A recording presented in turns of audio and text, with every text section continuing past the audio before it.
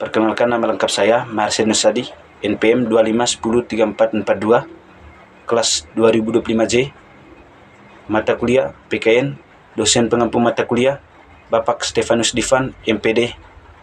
Di sini saya akan membawakan berita tentang tinjauan korban dampak bencana tanah bergerak di Desa Panleleng, Kecamatan Kota Kombo Utara, Kabupaten Manggarai Timur. Selamat menyaksikan. Ya pemirsa, alokasi anggaran penanggulangan bencana hendaknya diprioritaskan untuk mendukung kebutuhan mendesak seperti logistik, peralatan, serta perbaikan infrastruktur. Anggota DPRD Manggarai Timur, Elvis Jehama, melakukan kunjungan langsung ke lokasi bencana tanah bergerak di Desa Pangleleng, Kecamatan Kota Kombo Utara, Manggarai Timur. Kunjungan ini dilakukan sebagai bentuk kepedulian terhadap warga yang terdampak bencana alam tersebut, bertemu dengan warga terdampak dan mendengar langsung keluhan dan kebutuhan mereka. Bencana tanah bergerak tersebut dilaporkan telah menyebabkan kerusakan pada lahan pertanian serta mengancam rumah warga. Sejumlah warga telah dievakuasi ke tempat yang lebih aman, sementara yang lain masih tinggal di lokasi sambil menunggu bantuan. Elvis Jehama menekankan pentingnya koordinasi antara pemerintah daerah, DPRD dan lembaga terkait lainnya untuk memastikan keselamatan warga. Ia juga meminta agar alokasi anggaran penanggulangan bencana diprioritaskan untuk mendukung kebutuhan mendesak seperti logistik, peralatan, serta perbaikan infrastruktur.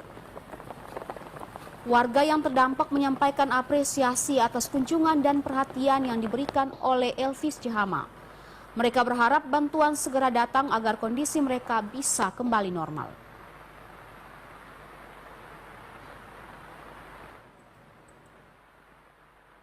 Sebagai bentuk keprihatinan dan rasa solidaritas pemerintah daerah, sebaiknya untuk turun langsung sekaligus untuk memberi penguatan terhadap 47 warga Desa Panleleng yang mengungsi, dan saat ini mereka tentu kesulitan rumah tinggal, dan kemudian dari keseluruhan aktivitas mereka itu juga mereka mengalami hambatan. Oleh karena itu butuh sentuhan pemerintah daerah, dan saat ini saya dengan tegas sebagai pimpinan fraksi Nasdem Manggarai Timur, lagi-lagi penyampaian kemarin hingga saat ini belum ada pihak pemerintah untuk turun langsung memantau situasi dan kondisi terhadap 47 warga yang mengungsi di Kampung Neni.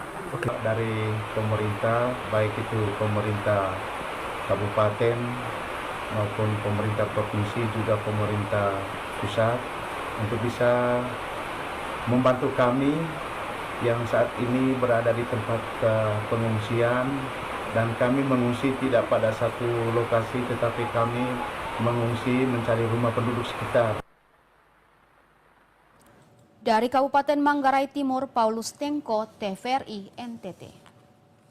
Judul: Tinjauan korban dampak bencana tanah bergerak. Pertama, abstrak. Bencana tanah bergerak merupakan salah satu bencana geologi yang terjadi di wilayah Desa Panleleng. Kerusakan infrastruktur serta gangguan sosial ekonomi. Berbagai penelitian menunjukkan bahwa tingginya tingkat kerentanan masyarakat disebabkan oleh faktor alam, kondisi geologi, perubahan tata guna lahan, serta rendahnya mitigasi risiko. Tulisan ini membahas gambaran umum bencana tanah bergerak, penyebab utama, dampak terhadap korban, serta temuan jurnal yang memperkuat pemahaman tentang risiko dan penanganan. Kajian ini diharapkan memberikan informasi bagi masyarakat dan pemerintah untuk meningkatkan kewaspadaan dan strategi mitigasi di daerah rawan. Yang kedua, latar belakang.